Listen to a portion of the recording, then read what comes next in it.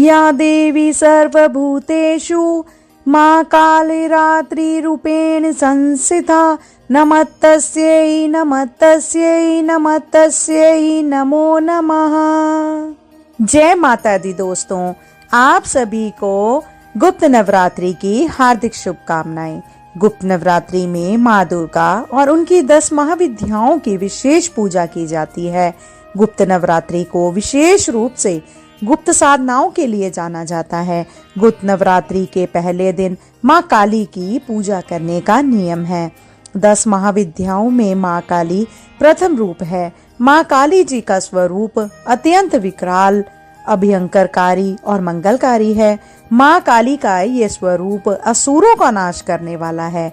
यदि कोई व्यक्ति गुप्त नवरात्रि के दौरान माँ काली की पूजा करता है तो उसके सामने असुरी शक्तियों का कोई असर नहीं होता।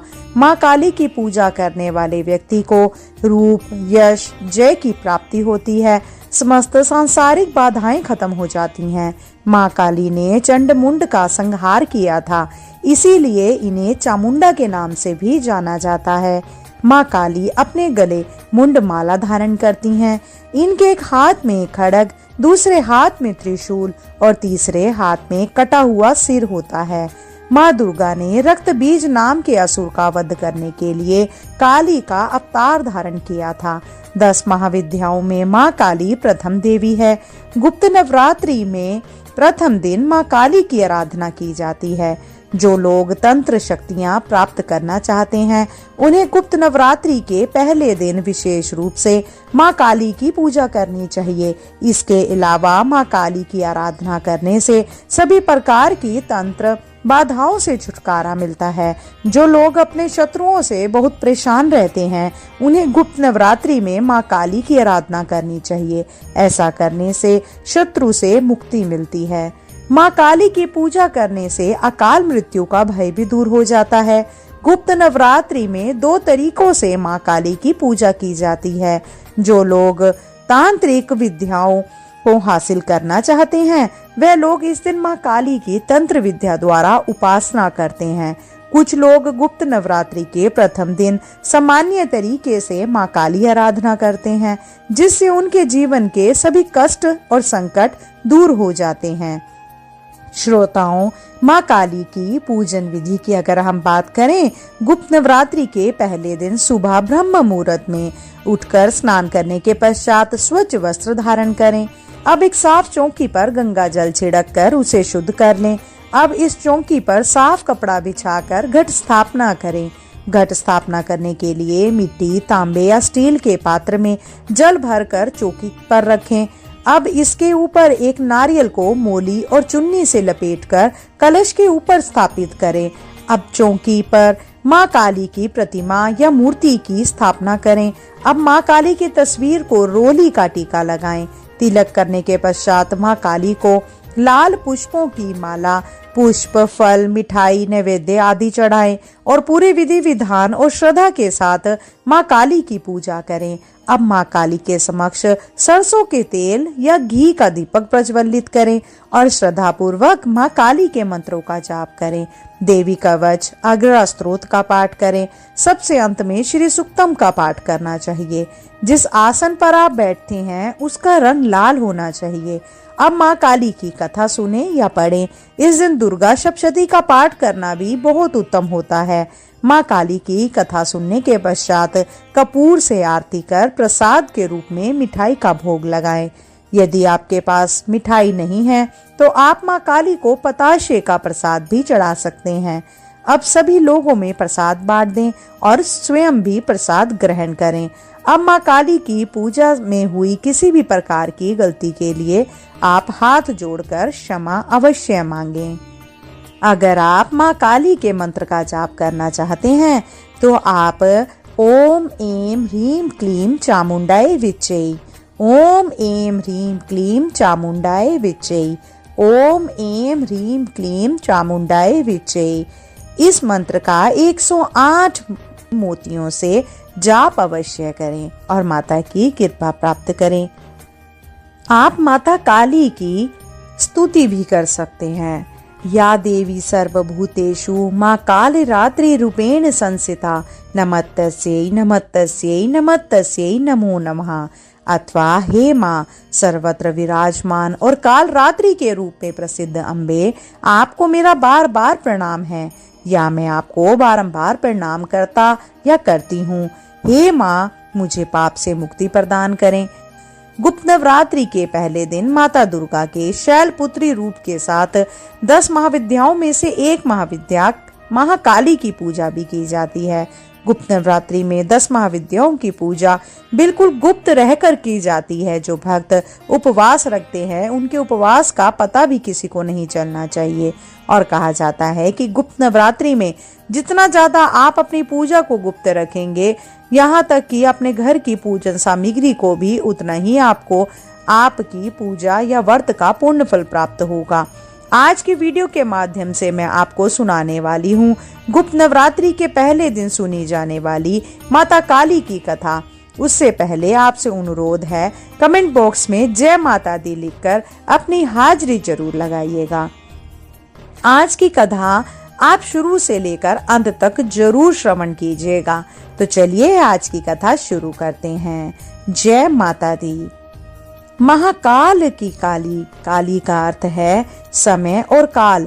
काल जो सभी को अपने में निगल जाता है, भयानक अंधकार और शमशान की देवी। वेद अनुसार समय ही आत्मा है, आत्मा ही समय है। माँ कालिका की उत्पत्ति धर्म की रक्षा और पापियों राक्षसों का विनाश करने के लिए हुई है। काली को माता जगदम्बा की महामाया कहा जा गया है। माँ ने सती और पार्वती के रूप में जन्म लिया था। सती रूप में ही उन्होंने 10 महाविद्याओं के माध्यम से अपने 10 जन्मों की भगवान शिव को झांकी दिखा दी थी। शास्त्रों के अनुसार माँ भगवती ने दुष्टों का अंत करने के लिए विकराल रूप धारण किया था, जिन्हें माँ काली के नाम से जाना जाता है। इनकी आराधना से मनुष्य के सभी भय दूर हो जाते हैं। पौराणिक कथा के अनुसार एक बार दारुक नाम के असुर ने ब्रह्मा जी को प्रसन्न किया। उनके द्वारा दिए गए वरदान से वह देवों और ब्राह्मणों को परले की अग्नि के समान दुख देने लगा। उसने सभी धार्मिक अनुष्ठान बंद करा दिए और स्वर्ग लोक में अपना राज्य स्थापित कर लिया। सभी देवता ब्रह्मा जी और विष्णु जी के धाम पहुँचे। ब्रह्मा जी ने बतलाया कि यह दुष्ट केवल स्त्री द्वारा मारा जाएगा। तब ब्रह्मा विष्णु सहित सभी देव स्त्री रूप धर दुष्ट दारुक से लड़ने लगे, और परंतु वह दैत्य अत्यंत बलशाली था। उसने उन सभी को प्राप्त कर भगा दिया। ब्रह्मा विष्णु समेत सभी देव भगवान शिव के धाम कैलाश पर्वत पहुँचे तथा उन्हें दैत्य दारुक के विषय में बतलाया। भगवान शिव ने उनकी बात सुन माँ पार्वती की ओर देखा और कहा कि हे कल्याणी, जगत के हित के लिए और दुष्ट दारुक के वध के लिए मैं तुमसे प्रार्थना करता हूँ। यह सुनकर माँ पार्वती मुस्कुराई और अपने एक अंश को भगवान शिव में प्रवेश कराया, जिसे माँ भगवती के माया से इंद्र आदि देवता और ब्रह्मा नहीं देख पाए। उन्होंने देवी को शिव के पास बैठे देखा। माँ भगवती का वह अंश भगवान शिव के शरीर में प्रवेश कर उनके कंठ में स्थित विष से अपना आकार धारण करने लगा। विष के प्रभाव से वह काले वर्ण में परिवर्तित हो गया और भगवान शिव ने उस अंश को अपने भीतर महसूस कर अपना तीसरा नेत्र खोला। उनके नेत्र द्वारा भयंकर विकराल रूपी काले वर्ण वाली माँ काली उत्पन्न हुई। माँ काली के ललाट में तीसरा नेत्र और चंद्र रेखा थी। कंठ में कराल विष का चिन्ह था और हाथ में त्रिशूल और नाना प्रकार के आभूषण व वस्त्रों से वह सुशोभित थी। माँ काली के भयंकर व विकराल रूप को देख देवता व सिद्ध लोग भागने लगे। माँ काली के केवल हुंकार मात्र से दारुक समेत सभी असुर सेना जल कर भस्म हो गए। माँ के क्रोध की ज्वाला से संपूर्ण लोक जलने लगा। उनके क्रोध से संसार को जलते देख भगवान शिव ने एक बालक का रूप धारण किया। भगवान शिव शमशान में पहुँचे और वहां लेटकर रोने लगे। जब माँ काली ने शिव रूपी उस बालक को देखा तो वह उनके उस रूप से मोहित हो गई। वात्सल्य भाव से उन्होंने शिवजी जी को अपने हृदय से लगा लिया और अपने स्तनों से उन्हें दूध पिलाने लगी। भगवान शिव ने दूध के साथ ही उनके क्रोध का भी पान कर लिया। उनके उस क्रोध से 8 मूर्ति हुई जो क्षेत्रपाल कहलाई। शिवजी जी द्वारा माँ काली का क्रोध पी जाने के कारण वह मूर्छित हो गई। देवी को होश में लाने के लिए शिवजी ने शिव तांडव किया। होश में आने पर माँ काली ने जब शिवजी जी को नृत्य करता हुआ देखा तो वो भी नाचने लगी और जिस कारण उन्हें योगिनी भी कहा गया। माता दुर्गा की 10 महाविद्याओं में माता काली को प्रथम महाविद्या के रूप में पूजा जाता है।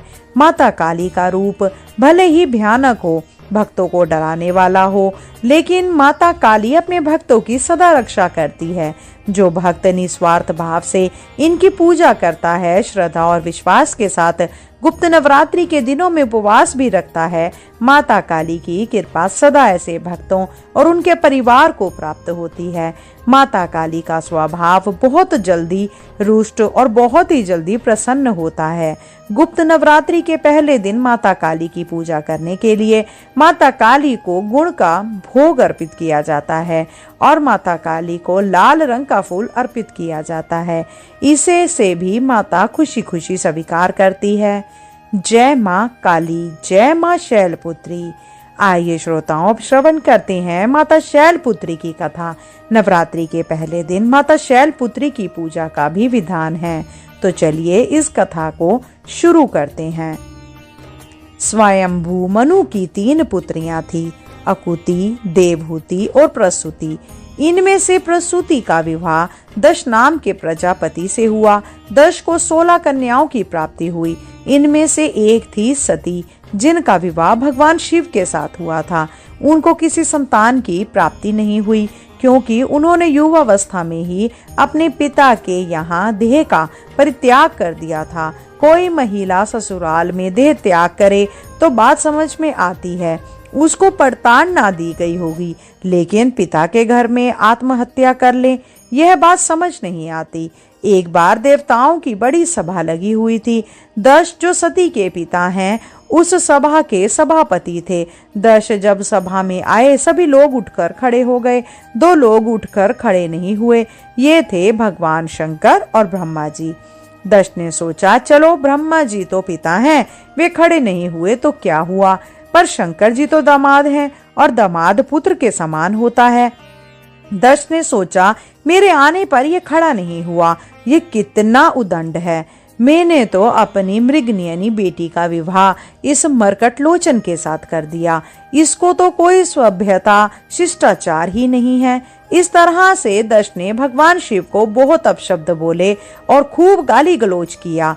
अब प्रश्न उठता है, दश की सभा में शिव जी उनके सम्मान के लिए क्यों नहीं उठे? तो इसका उत्तर है, शिवजी जी का उद्देश्य दश का अपमान करना नहीं था। वे तो भगवान के ध्यान में ऐसे निमग्न बैठे थे कि उनको पता ही नहीं लगा कि दश कब आया। जब दश गाली देने लगा तब उनका ध्यान टूटा। तब उन्होंने देखा दश अत्यंत क्रोधित होकर उन्हें गाली दे रहा है।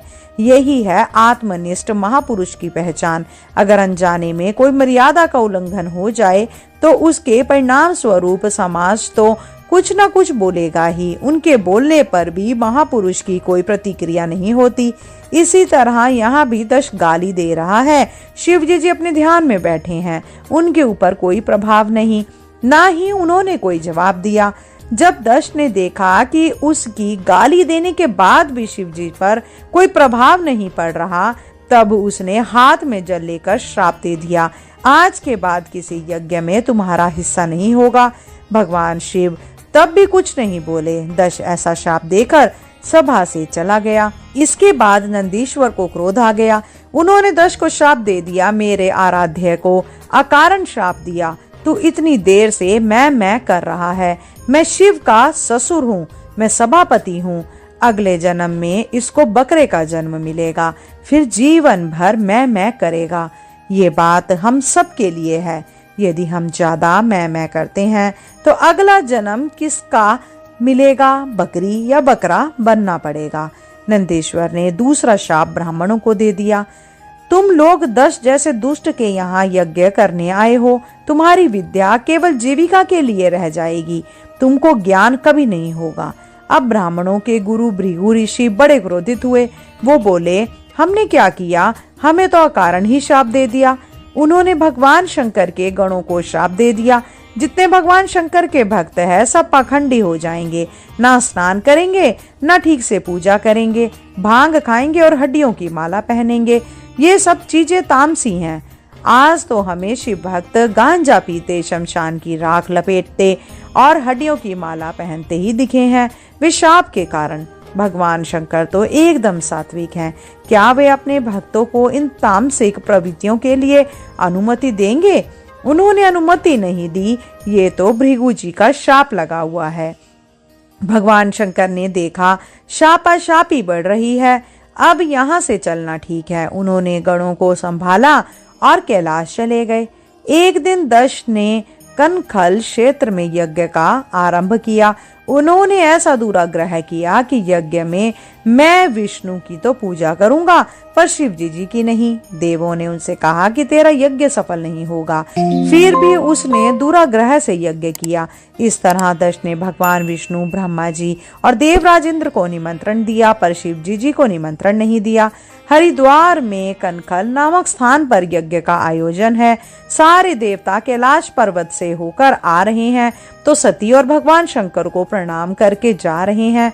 सती ने पूछा, कहाँ जा रहे हो? उन्होंने कहा, तुम्हारे पिता के घर यज्ञ है और तुम हमसे पूछ रही हो कहाँ जा रहे हो। देवता चले गए। इधर सती ने भगवान शंकर से प्रार्थना की। बोलने में तो चतुर है। कहती है, प्रभु आपके ससुर के यहाँ इतने बड़े यज्ञ का आयोजन हो रहा है। ये भी कह सकती थी कि मेरे पिता के यहाँ यज्ञ हो रहा है। अर्थ दोनों के एक ही हैं, लेकिन सती कहती है आपके ससुर के यहाँ, जिससे आपका संबंध ज्यादा जुड़ जाए तो शायद चल पड़े। बोलने की चतुराई है। भगवान शिव मोहन है, वे जानते हैं क्या घटना हुई है। बताने से सती को सिर्फ दुख ही होगा। सती कहती है, निमंत्रण नहीं मिला इसीलिए शायद आप जाना नहीं चाहते हैं। शास्त्रों में विधान है, गुरु के यहाँ, पिता के यहाँ और मित्र के यहाँ बिना निमंत्रण के भी जा सकते हैं।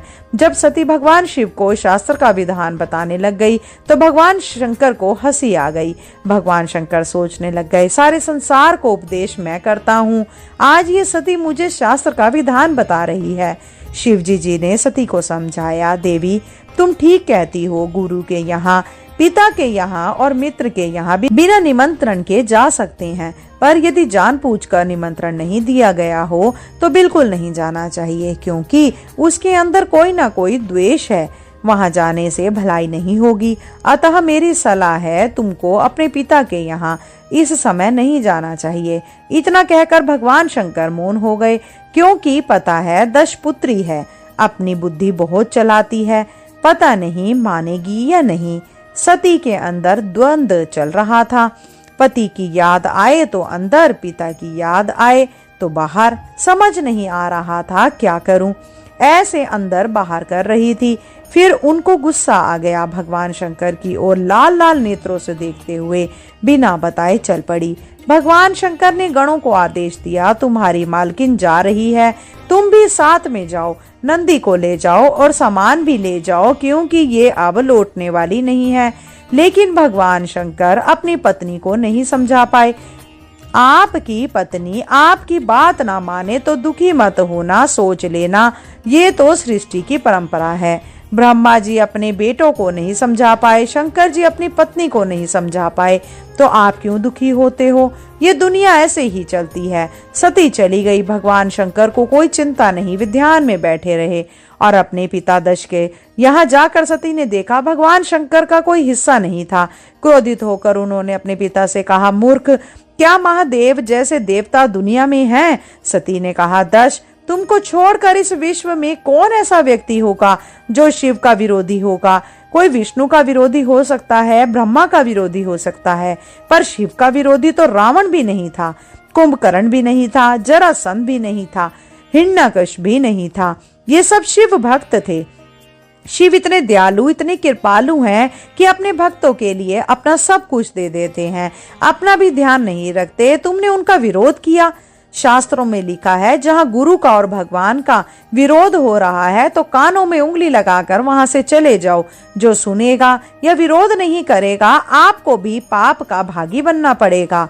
ये सती कहती है, मैं तेरी जीभ तो नहीं काट सकती, पर अब मैं लौट कर कैलाश भी नहीं जा सकती। शिव तो परम दयालु हैं, वे तो स्वीकार कर लेंगे, परंतु दुष्ट दक्ष, ये शरीर तेरा दिया हुआ है, तेरे जैसे दुष्ट के दिए शरीर से मैं वहां नहीं जा सकती। वो मुझे दशपुत्री कहकर बुलाएंगे तो मेरे लिए मरने के समान हो जाएगा। इसके बाद सती ने भगवान शिव का ध्यान किया और यज्ञ की उत्तरी दिशा में बैठकर योग के माध्यम से अग्नि को प्रकट किया और अपने शरीर को भस्म कर लिया।